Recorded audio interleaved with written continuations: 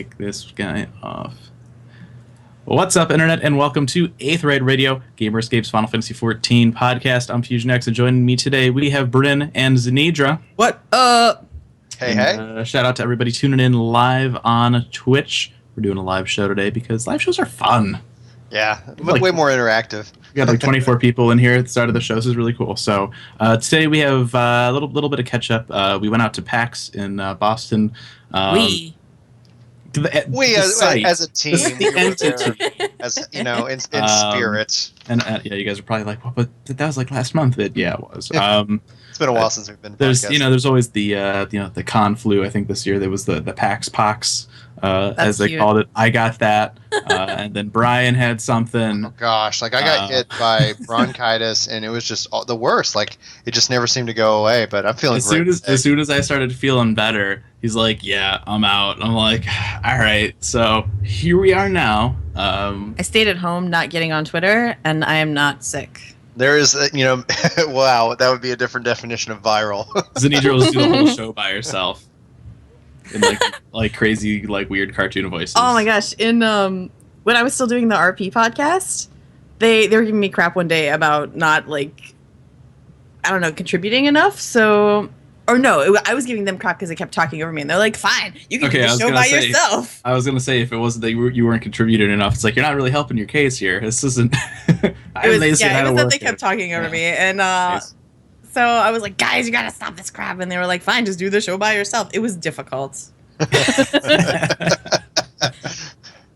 tried to do I might have actually done one. I think you did. I remember that. You've come in Fusion and done a few Aetheryte radios, and they've been kind of like, hey, we've been busy. Here's the news. This is what's going on. And those are nice and helpful. Those are difficult. It's even more difficult if I'm doing like little video things.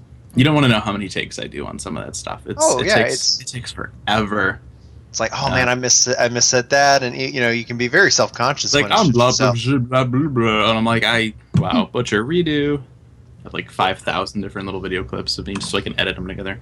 Actually, that's a lot. Not that bad. Anyway, so coming up here on Gamerscape, we are gonna have our Lorecast episode coming up here April 11th at 2 p.m. Eastern. A lot of people on Twitter are like, when's your next Lorecast episode? And we keep saying soonish. So now there you go. April 11th, 2 p.m. Eastern. It has a time on it. That means we're doing it live. So you'll be able to tune into that. Turn in for the night. Yeah. So you'll be able to tune into that right here on Twitch. We are going to talk about 2.55. Spoilers, everything. I'm really looking forward to watching that show. There is so much that you guys capture and that that I might have seen or but then you connect it, and y'all do a really good job with the lore. And it's funny too talking with Onwill. Before the patch actually came out, we were just chatting. He's like, hey, this and this are connected, blah blah blah, and then they nod to it in these cutscenes, and we're like, didn't we just talk about that? Man. But it should be really good. April 11th, also that morning at 3:30 a.m. Pacific time is going to be the Letter from the Producer live from the Toho Cinemas in Roppongi, and they're going to show the Heaven's Word opening cinematic. So not only on Lorecast are we going to talk about all the cool stuff coming with the Realm Reborn finale, we're also going to speculate on the opening cinematic. So that's going to be a lot of fun again. Right here on twitch.tv/Gamerscape, 2 p.m. Eastern on April 11th. So stop by and tune in for that. Looking to interact with the chat a little bit too. If you guys got questions or just want to blurt out stuff as we're talking about the cutscenes and stuff, feel free to join in for that. It should be a lot of fun. Also, this past week, a couple people on Twitter, I just want to clear the air right here, may or may not have seen a post or a tweet that wasn't supposed to get sent out.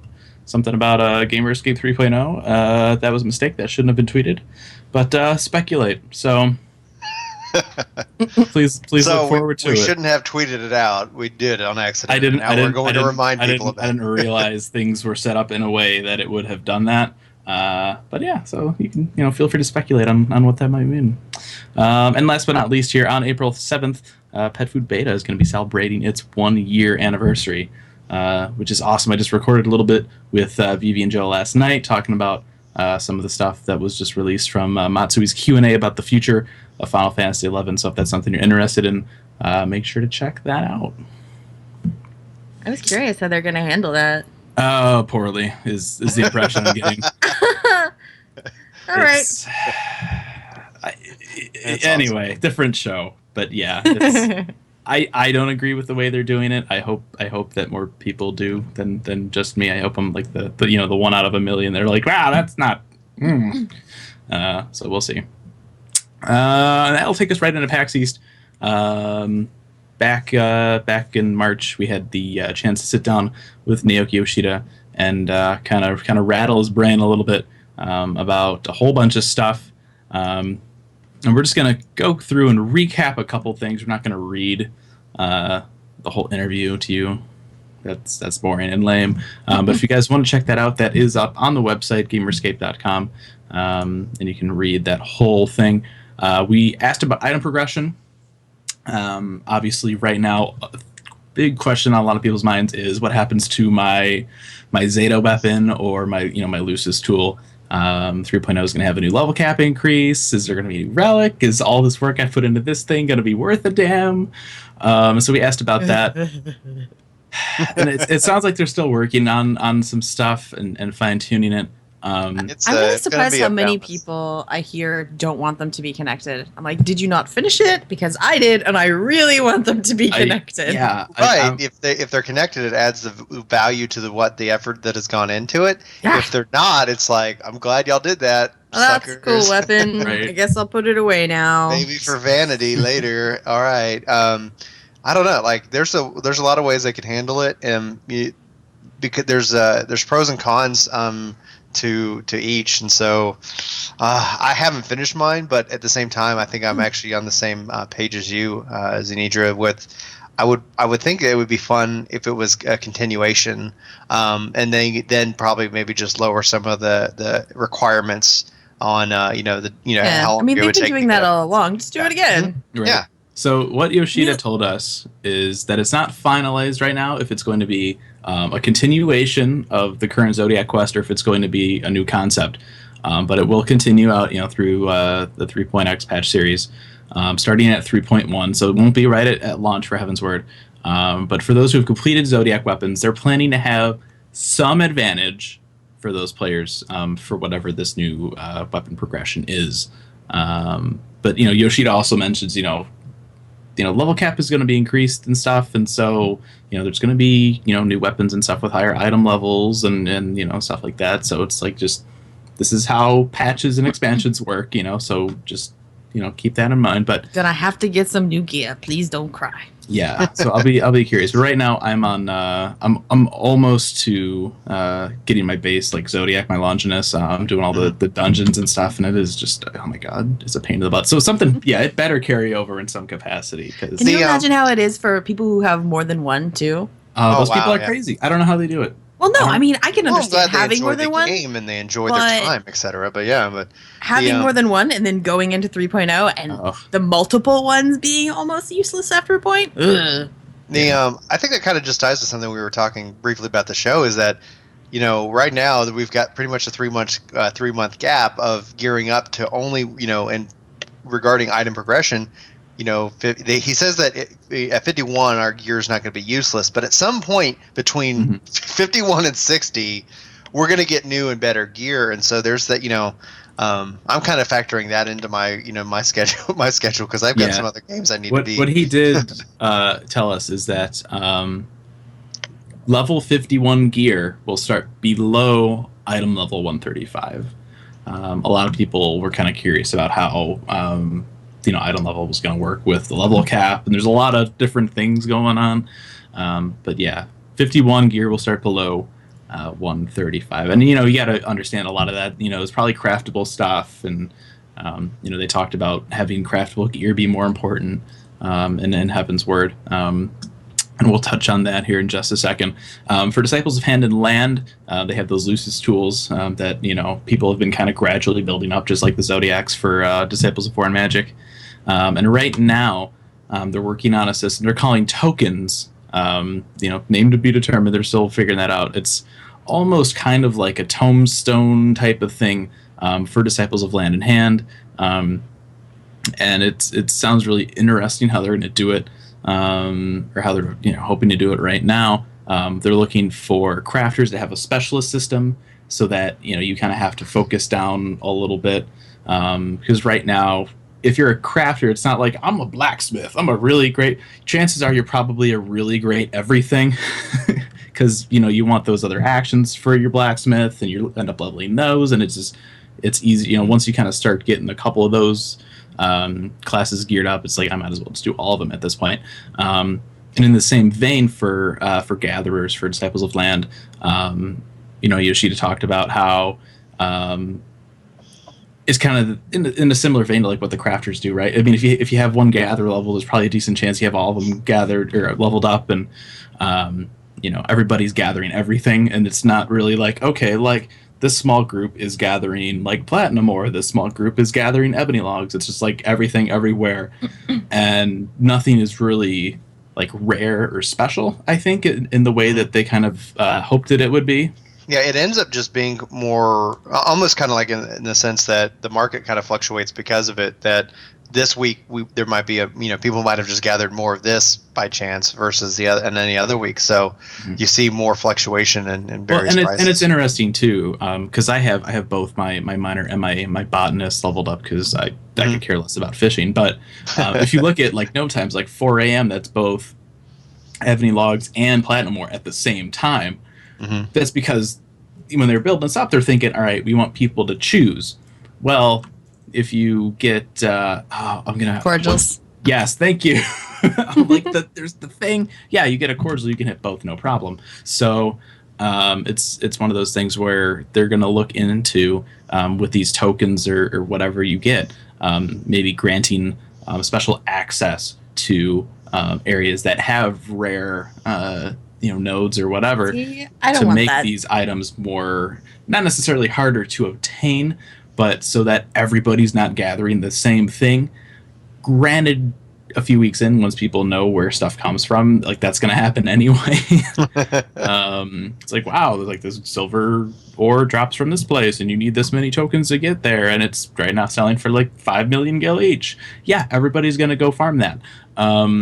So I'll be which is good for people who need that silver ore, because then the price goes down. Yeah, it'll plummet. Yay, economics. It's going to be a giant race for stuff like that. Finding out how to get the tokens, if there's a cap per week, like there have been for tombstones. So yeah, it'll be a very interesting. There's kind of that already now with the oak knots and the moonstones, but that's more about upgrading yourself rather than anything else. Yeah, that's not you're not making money with that. I really like to be self-sufficient though, so I have everything leveled, and I want to be able to get all of the stuff. Not even necessarily to sell it, but for myself. Yeah, I tried to get a lot of stuff. I tried. I have fisher, whatever you want to call it, the thing with the pole and the fish, the thing the retainers bring you. I got mine to cap, but I don't really have it geared. I tried catching like Silver Sovereign, and I think in like 2 hours I got like 2 HQ ones. I'm like, you know what? Yep. I'm all right. I don't think I need to. That's normal. Yeah, I'm like, I'm good with Fisher. Like I'm good. They also mentioned. Go ahead. Sorry. The nice thing is that with the newer gear, the Artisan and the Foragers, you don't have to gear them out separately, except for those weapons. Yeah. On the topic of Fisher, just briefly, didn't they say that they're looking into ways of actually making GP having some kind of influence or they mentioned something for Fisher? It was a question. The Fisher's ring has asked. GP on it, and it's like yeah, that was a question somebody asked, and I forget what the answer was to that. But I mean, yeah, you're right. I mean, Fisher doesn't use GP at all, and I don't know if they're planning. They're either going to that would be a change the lot ring, of or they're that would be a gonna do lot something. of changes. Well, it wouldn't necessarily, I think, need to affect how the basic works, but having some kind of ability, like you could literally add like two abilities, and then they take almost all your GP, right, and they just give you a buff to volume or a buff to quality, like you know, things like something. that. Yeah, they give you one new ability called "Screw This HQ Drop Rate Silver Sovereign," and it just gives you HQ exactly. Silver Sovereign, costs like burns 500 GP. Yeah, or if you want to make it hard, bump it up to 600 GP. You got to have stuff like fully melded to get it. Like, sure. Yeah. But I don't know. We'll see. Sounds good. Content progression. We know about Alexander. There's going to be a new Crystal Tower like raid, which is going to be the alternative to that. We still don't know what it is. Speculation I heard is the continent, the floating continent. That's what I think it's going to be. It's going to be the whale. I feel like that's so out there, though. That's like, they've been talking about floating continents since FanFest. But, and they've even showed a little bit of it. We had the trailer from the panel, the tour of the North, showing all the new areas for Heavensward. And we see the floating continent at the end. They keep showing snips of it, but they're not like, by the way, this is the new like low tier. Like, they haven't said anything. Right. So I'm wondering, I want to surprise you. Is that the case? Like, are we going to Eureka? Like, what's going to happen? We have no idea. Should be interesting. The fact that they really haven't even talked that they've got so much that they have in their pockets to show us and still to tell us up into that. So I think over the course, starting with the full trailer, we'll probably then start seeing more and more updates about the things that we can see. But yeah, I think it'd be whether it's the floating continent or not. I mean, obviously that's just speculation. The idea that with flying, with the clouds, having a mixture of inside and outside for that 24-man raid, sounds real exciting to me. Mm-hmm. Like the Crystal Tower is great, but when you get to that final, boss on Circus, and you're at the top, and you can see the sky, and you have the water running off of it. I mean, that's just in and of itself just a kind of a very beautiful, arena, and a mixture of some of that would be very exciting, in my opinion. Yeah. But again, we'll see what happens. I still think it's weird that the goblins summon Alexander. Like Alexander is like the goblin. That's how it was in 11. Was it? Yeah. No. Yeah, they thought it was someone else. They thought their guy was someone else, but because their description of the god was like dig down and find the god, and they found like an old statue of Odin or something. I don't remember. Well, that's not Alexander. No, but they thought Odin, for example, was their god because they found a statue, and that wasn't what they were supposed to find. They were supposed to find Alexander. Yeah, it's you think Alexander, you think holy light-based elemental, you think goblins, you think dirty steampunk like junkmongers. I'm gonna look this up later and be like, it wasn't Alexander, it was something else. I don't know if that it's been a while. The thing about Alexander, and then obviously our topic of gear progression, it's fascinating that they're taking that approach of having a bigger gap in the normal and the hard, making it sound like you would go through normal to be able to gear up. There's going to be something else, some content between, and then you would see hard, or there might just be a giant gap of gear. I'll be curious to see how the two modes differ from one another. I'm glad that there's the normal mode. I know a lot of people aren't, but you know what? Tough. If you can cater to both audiences, which is what they're doing with normal and hard, normal can also, the fights will probably be very different in the hard, quote unquote hard mode, but for that ability to have people to go in and be able to learn, to get the story elements, and then the training, just to be able to go and learn the fight, so that then you can then have a bigger pool of people who would be able to and ready and willing to try out hard. I think benefits the entire community. And it doesn't, take away from that bragging rights of, hey, I've done hard and we've, we've cleared it. And the gear progression is going to be really interesting too, because right now, it'll be like, okay, here's Coil, and then the patch after that is, okay, here's Crystal Tower with gear that's almost as good. But now we have 2 tiers of Alexander, so that means that lower tiered raid is going to be pushed even further down for the item level. It's possible. So I would imagine the progression would be like, the low tier raid, whether that's floating continent, whether that's something else, and then normal mode Alex, and then hard mode Alex. I think it's probably be something like the difference is you can dye this gear and you can't dye that gear. with that concept they bringing into the next hardcore raid, it would be great to see that kind of concept brought into the 24-man with a normal and a hard, in my opinion, where you can go and now that you can go and enter in as a full alliance, it'd be great if there was that content and a challenge for people who really wanted to go try that out with the full-on alliance formed. And then if you want to try it with the duty finder, then there's the normal mode where you can go in and get matched. I don't know. I just look at it in the term of options for players that. Yeah, and that's what it is. It's just more variety and more options. All those people that are complaining there's nothing to do. Well, now we have 2 different modes of, an endgame raid. So awesome is what I say. We talked a little bit about, we know that Free Company crafting has been coming for, since the Abisu launch event for 1.0, where they showed off that stuff. But they talked about the airship that you'll be able to craft as a Free Company. And so small free companies will have access to this content, which is really good. It's not like all the huge free companies are going to be the only people doing it. And the way that's going to work, too, is each airship can only hold so many people, so you can actually craft multiple airships. So I'm really curious to see what the system ends up being. Because right now it's like, okay, you build an airship and you can send it out and it kind of scouts around for certain areas or something. And then you can go and it'll give items to the people that were on the. It seems very interesting, and I'm wondering if this is also going to kind of weave into like the whatever they're planning for Disciples of Land with going and being able to access special nodes and stuff. Because I feel like all this stuff could kind of weave together. Yeah, it seems very interesting. It does. It's going to be exciting. I think.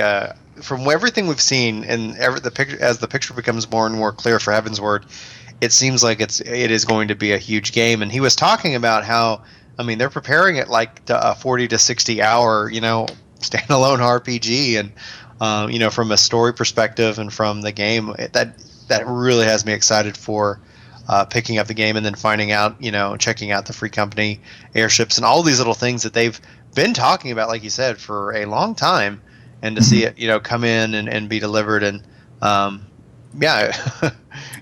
want to be able to build an airship in my personal house, and I know they're not going to do it. But it's like I spent as much as a Free Company. Why can't I build an airship for myself? If I had infinite time, when we sat down, and we already had a lot of time with them. There was still walking away from that interview. I'm like, I could have asked that. I should have asked. It always happens. I could have like I could have like 5 hours with him, and I'd still walk away like I forgot to ask about this question and that thing, and that's like the worst, right? Because you're trying to get as much information as you can. Letting me down. I know. And not ask the same questions that other people have asked. So it's not like, hey, here's our, That's usually y'all do a good job at that. That's usually not a big problem. And I don't say this to diss the other sites, but a lot of the people that come in and talk, get these interviews are big media sites. Maybe they have a guy that works for them that plays 14, maybe they don't.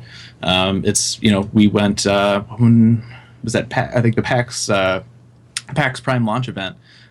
We sat down with another website, and they're a bigger website, and it was a lot of server issue questions, right? Because that was what was happening when launch came out. They're having a lot of server issues, and that was most of their questions. Meanwhile, we're like, so are the mount who's summoning Shiva? She's a primal. Whose primal is she? And that changed. That was actually the original answer was a Beastman race we haven't seen before. So that changed. But yeah, we're players, right? We obviously have a website, but first and foremost, we're players. So we ask player questions that players want to know, not just kind of big, broad, sweeping. The break my heart piece, though, is that out of all of that, there's still not an Xbox One version. Yeah, and he keeps teasing it with the damn controller. We did ask about that just for you, Brian. I know. Just for you. Still nothing. I'm like, my hashtag will continue on. I talked to him and I was saying, so we have PS3, PlayStation 4. It's coming out to Mac, so that really kind of only leaves like one system left. Are there any updates that for Xbox? And he responds with, what about the Wii U? Yeah. I was like, come on, this game's not going to run on the Wii U.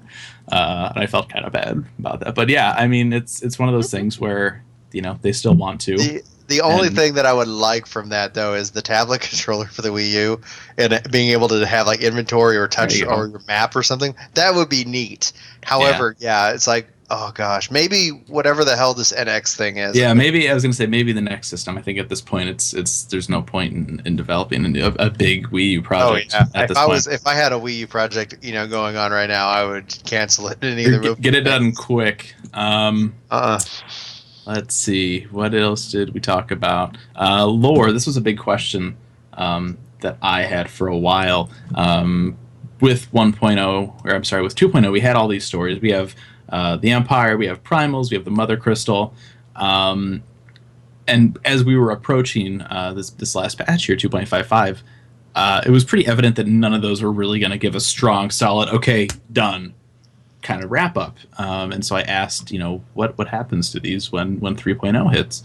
And they're just going to continue in a Heaven's Word, and then along with those, we're going to have the Worm King versus Thornton and his knights, and the Dragon Song War mixed into that. So there's going to be a lot of different. We got the 7 dragon, the 7 evil dragons essentially. Yeah. And so I was like, 7 dragons. I was like, okay, that's great. That's going to be a lot of bosses. That'll be fun, unless they decide to we're going to all just hang out together and fight. What makes you decide that they're evil? I mean, see, didn't they say that they were evil? If I'm adding that, I apologize, but I thought they called them evil or something. I'm just being a smartass. Maybe from our point of view, maybe it was coming from Ishgard. Of course, from our point of view, Ishgards are a bunch of jerks for not letting us in. Mm-hmm. So this is why I love doing these shows live. Anatolius says he can't seem to find any information or lore that relates the Alexander summon in 11 being related to goblins. So no, I swear, it's later. I think in Ottergon. Well, it'd have to be in Ottergon since that's when Alexander pops up. But they think that their god is Promathia. Yeah, that's what it is. It's not Alexander. No, Alexander, they think their god Alexander is Promathia. is in the ruins. Alexander is the ruins. Yeah. And there's no goblins in Ottergon. So. All right.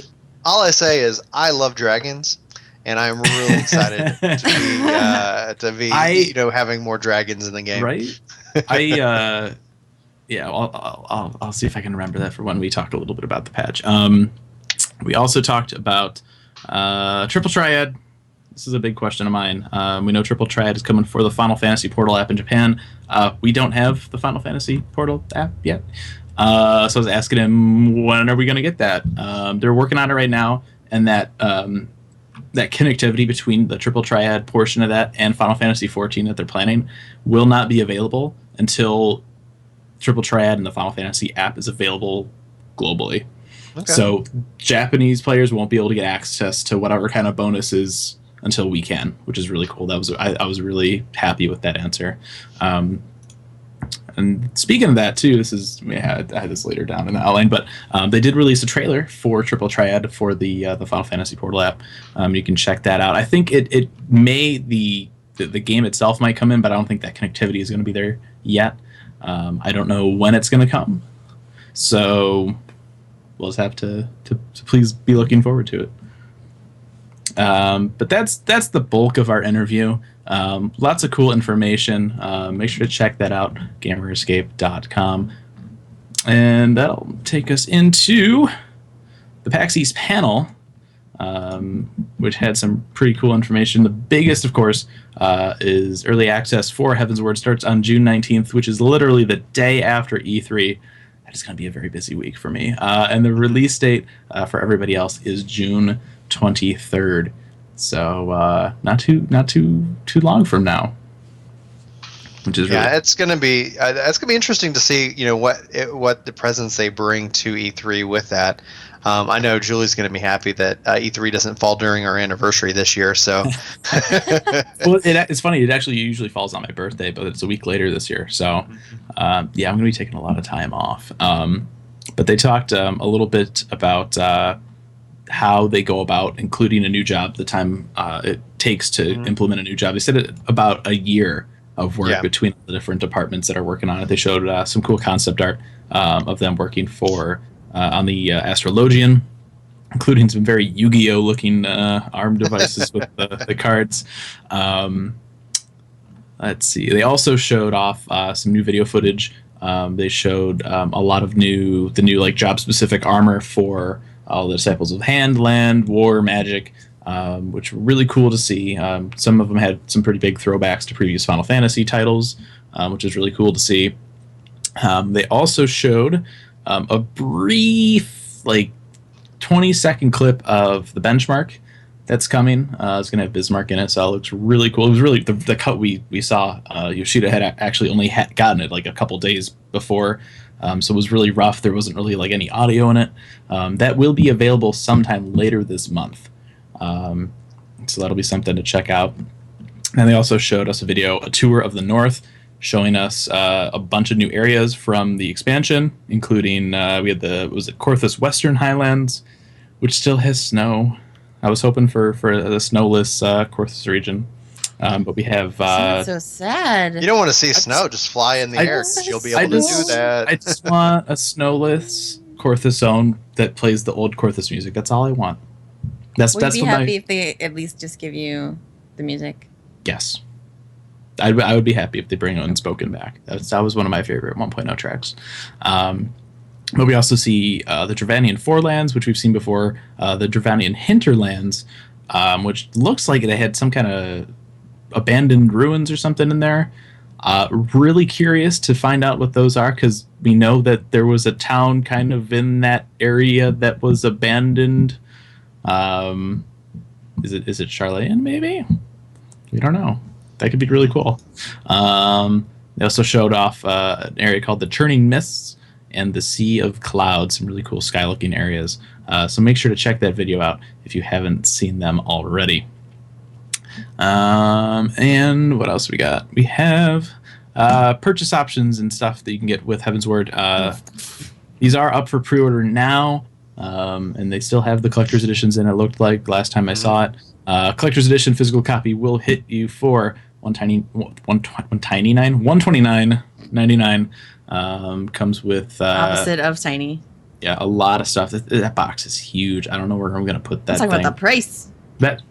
You know what? I think people that knew what was going to be in the collector's edition, the way that they kind of marketed the dragon statue was high quality. I think a lot of people were expecting it to be around 120 plus. So the price isn't really that surprising. I still bought it. I'm just saying. Oh yeah, that's I good. did too. Yeah. I was debating on it, and then I was like, I'm just gonna go with the digital.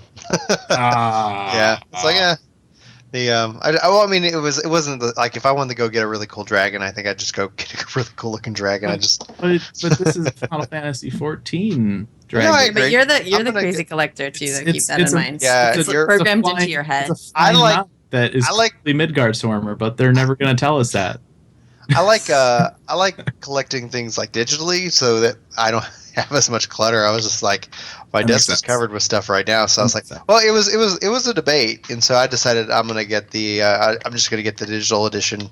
The thing though, and the confusion that I have is, I only need to get one digital edition and then another version for the PC or the PS4. I'm assuming. Yeah, you need to get one for each. Yeah.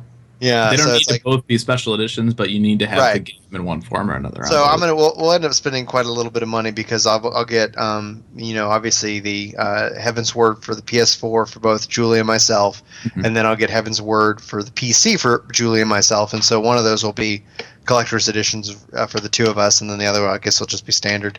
There you go.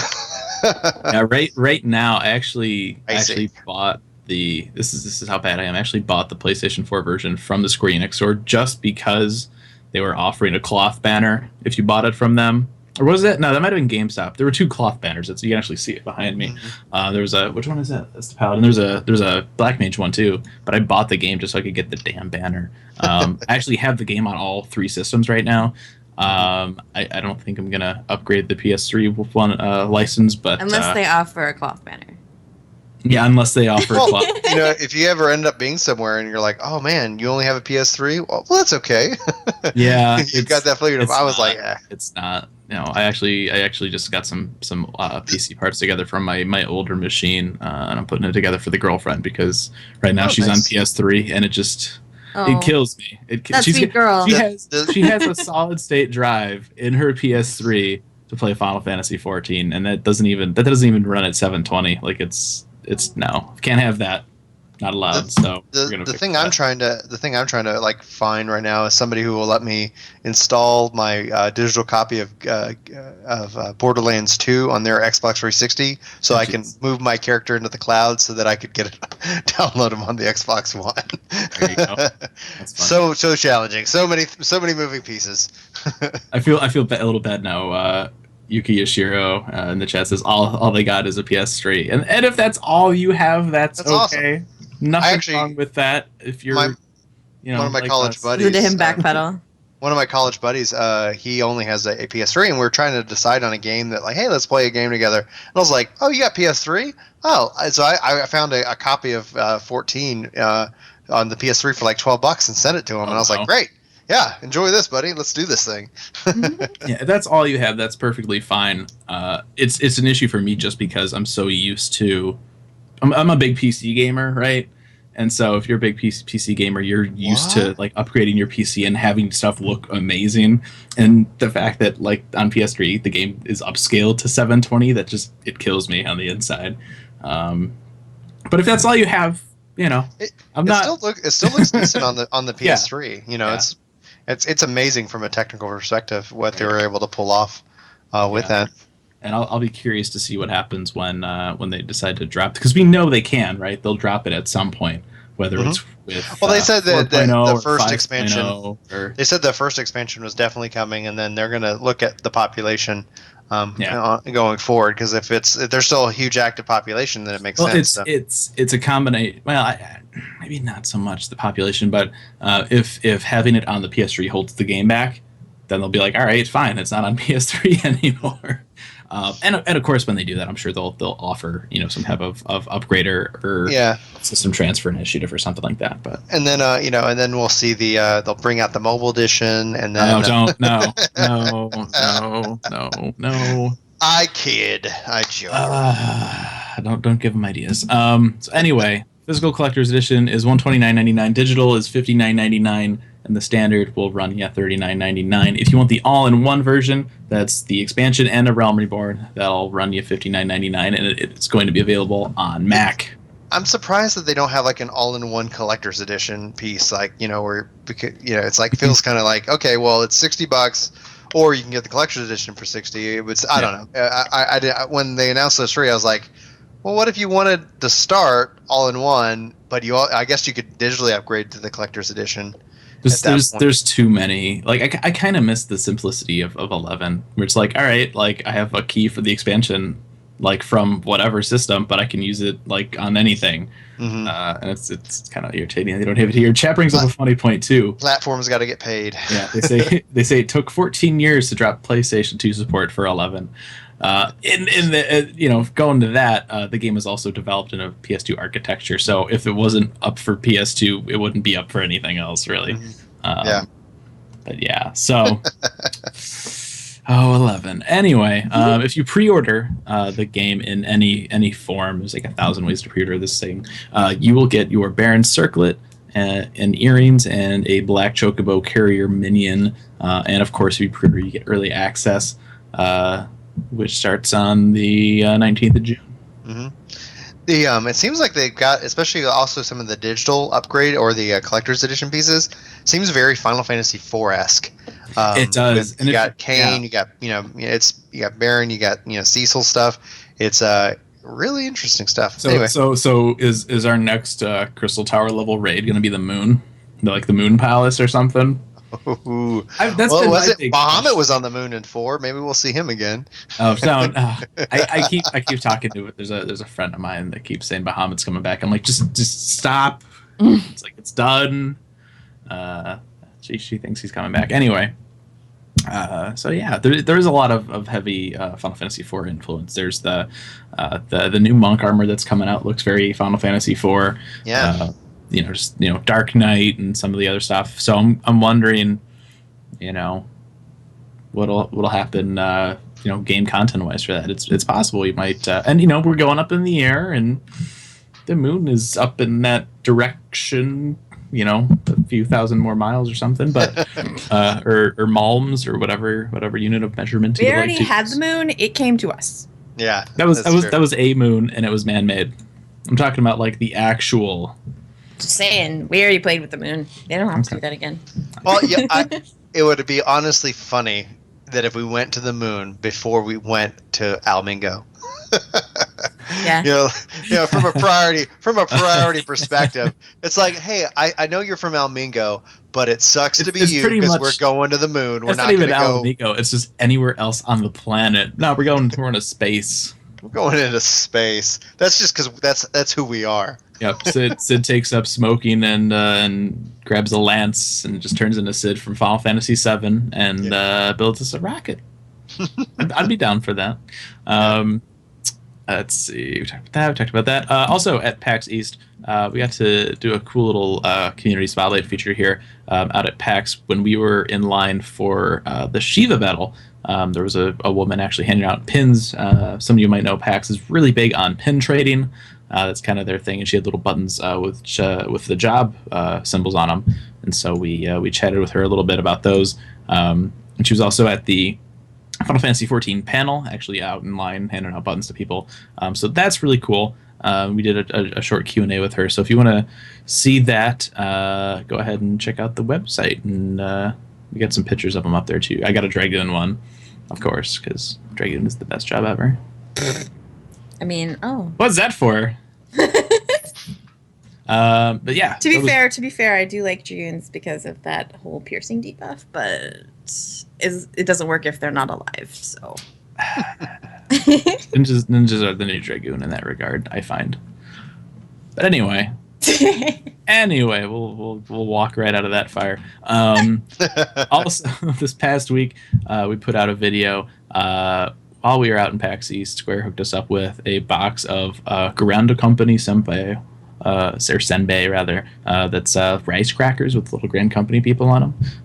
So I answered a big question that everybody was going to be wondering: which Grand Company hero, Grand Company leader tastes better on a rice cracker? So if you want to check that out, it's up on our YouTube page. It's also up in a post on the site. So go check that out and find out which one tastes better. Oh no, tell me. They all taste exactly the same. Yeah. Spoiler. Yeah. They're all the same. All right. Going into some other Final Fantasy XIV news. Event and party recruitment has been added to the Lodestone. So if you want to start up some kind of event and try and schedule some stuff outside of the game, now you can. Hatching Tide is starting now. It started a couple days ago. That'll be running until April 15th. Good song. Yeah. So there's a lamp I think you can get this year, and there's earrings that look like the eggs. So grab your old rings and some new earrings and go do some hatching. I'm not excited about this one. I'm not. I want to be, but I'm like, I don't care about that lamp. Like, those trees for Little Ladies Day were awesome. I love them. Yeah, those were really cool. I got to do it because I got to get the furniture item. That's completion. That's my thing. And last but not least, here's some really cool news. Myself just in time. There is a new addition to the community team this week. Reinhardt, some of you guys may remember from doing the Letter from Producer live translations back in the day. They finally let him out? He's been at Square for a while now, but now he is on the community team. You can see him as Zaxos, or if you can't remember names, the bomb icon on the dev tracker. So, oh my god! Big shout out to him. We worked with him a little bit before he moved on to Square. So, shout out to Reinhardt. Woo! Very cool. Welcome. Much grats and stuff. Yeah. And that is it for all the news. 2.55 impressions without spoilers. Go. All right. Awesome. It was. It was good. That's all we can say. It had this great, almost cathartic sense of satisfaction. There was. I really felt like we've completed this. It was this journey. It really did a great job.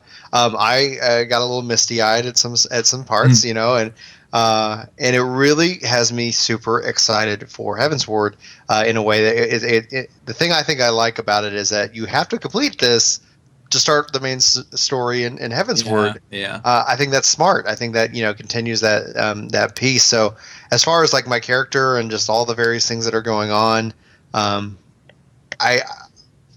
think they did it the right way. I mean, there is this emotional connection, obviously, that we've had with 1.0 and going into 2.0, and I've said that like Heavensward is kind of stepping out of the shadows of 1.0, and 2.0 has always kind of been this apology and stuff like that. And just watching the story unfold and having that kind of response to it for me really kind of almost validated all the time and effort and that I've put into the game and getting better and really enjoying it and providing feedback for it. So there was just that sense of crossing that finish line, and I'm interested in how I'm going to react to 3.0 because of that, because of that connection we've had with 1.0, playing through 2.0, and now kind of going into the future. It's kind of like almost a whole brand new day. So that's my spoiler-free impression of 2.55. But the one thing I like most out of everything, this one subtle thing, is with the music that they changed for the Magitech mount. Oh, jeez. Oh my gosh, I love it. So for those who haven't read the patch notes or gotten on your Magitech mount, it's Terra's theme from Final Fantasy VI. So just go walk around in Corthus with that for the hell of it.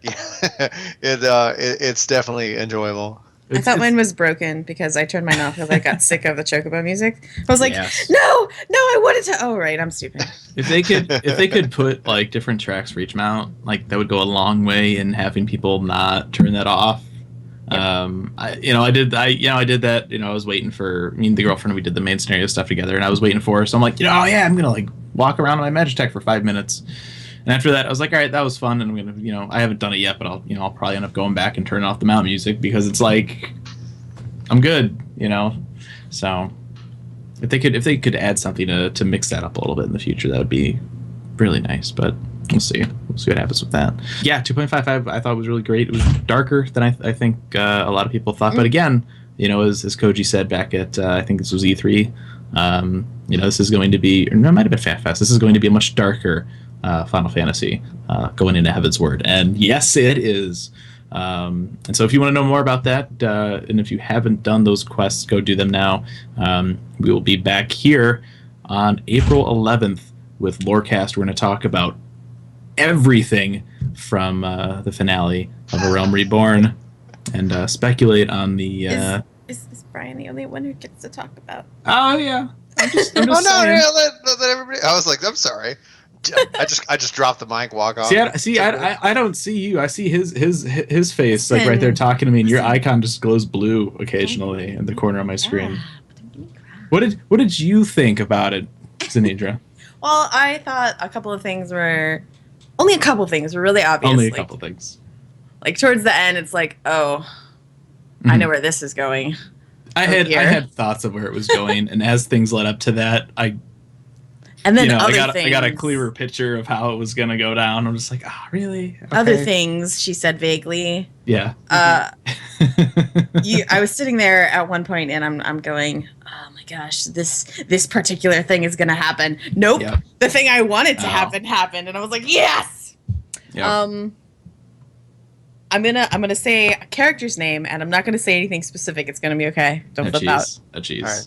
Robon. Oh my god! Was my least favorite character. What? He shot up to very close to the top of the list. Just saying, right? Yes. You know what? Without spoiling anything, too, something that I did like was the art direction of the cutscenes. Mm-hmm. It's if you look at obviously going back, but a lot of us have a history with Final Fantasy XI. It was all okay. It's just very cut and dry, characters walking around, but with these cutscenes, in 14, especially in this last bunch here, I mean they'll change like color tints and stuff of the screen and make areas like really dark or creepy, and they did a really good job, and the cutscenes were very cinematic. The directing on it, in some of those, it's like, it was really enjoyable to watch. And the nice thing is they tell you, hey, this is going to be a long series of cutscenes. Make sure you set time aside.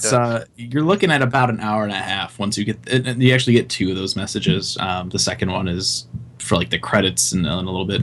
But yeah, I mean that first, like, set some time aside. It's like 40, 50 minutes of cutscenes, which is just crazy for this game. And you think about, all the time that they had to put into doing that, and it goes by so quick. You're going through this cutscene, you're like, oh my god, this happens, and this happens, and then you look at the clock, you're like, wow, that's crazy. I should probably go like eat something.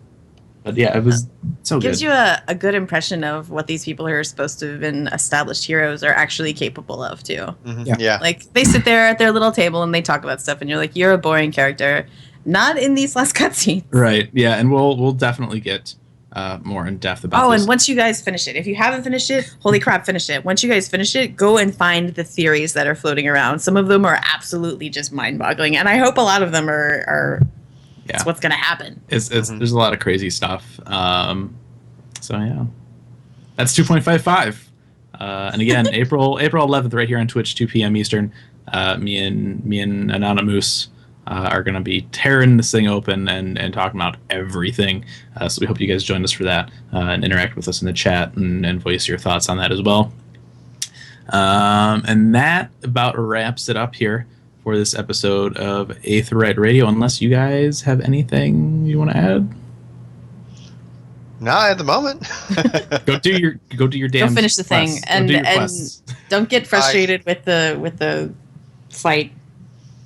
The one fight trial you have to do. Well, if anybody needs a tip on it, they've got some good guides, but the best thing that we ended up doing is take one tank, have them, get on the cannon, have one tank just pull all the ads in front of the boss, and then if you have a white mage and a scholar, have the scholar DPS, and then just pop a cure in every now and then, and as long as you get the snares and the lances, you should be good to go. That's what I wanted to add too. The dragoon statues on Steps of Faith that you can kind of see like along the sides of the bridge. I want that in my front yard so bad, so bad. I actually really enjoyed afterward. I wandered around and looked at all the stuff, because from that bridge you can see Stone Vigil and the other one. What is it, like Steel Vigil? Steel Vigil, and also White Brim, and that was pretty cool. Yeah, I want that dragon statue so bad. Like, you guys don't even. I'll get like 2 of them right next to my door. Oh, that'd be so cool. So cool. Yeah. So for your birthday, when's your birthday? The 12th of June. So it's gonna have to. You have a couple months. Yeah. Right. We're not getting them by then. Well, maybe for 3.0, probably a sub patch, but I feel like that would be a thing that they would add, right? Yeah, maybe. You never know. See, I think for me, it's like I'm just going to be spending time trying to clear out, work on my backlog of games, tell and draw Yoshi. more cartoons. Yeah, next time I see you were him, like, triple triad, and they're like, here's triple triad, leave us alone. This is true, and it's funny because I always tell the story, and I tried to find the part, but it must have been like after we were done with the interview proper. I was like, yeah, like that card game, triple triad. He's like, all right. I'm like, no, you don't understand. I don't want Tetramaster. I want triple triad. And then he's like, hey, choose triple triad, which is funny because it's like copy paste triple triad. It's like, absolutely. I'm like, how did this take you this long to implement? You wanted to do this since before 2.0 came out. Mm-hmm. But we have triple triad. Yeah, we do. And then now going forward, we'll they'll, like, I think with 3.0 and we'll be getting new and more cards like every patch. I mean, that's exciting. You can actually get now. You can get the lightning card from Tataru, which I'm sure makes those first tournament winners very happy. Watch Tataru. Watch her. Ooh, yeah. So there you go. All right, that'll wrap it up, guys. Thanks so much for tuning in. We had a really good amount of people down here on Twitch, so thanks for tuning in for this. Hope to see you guys back on the 11th again. Lorecast, April 11th, 2 p.m. Eastern. We're going to talk about everything. I'm going to spend the rest of my day trying to find a connection between goblins and Alexander. I know I read something. Okay.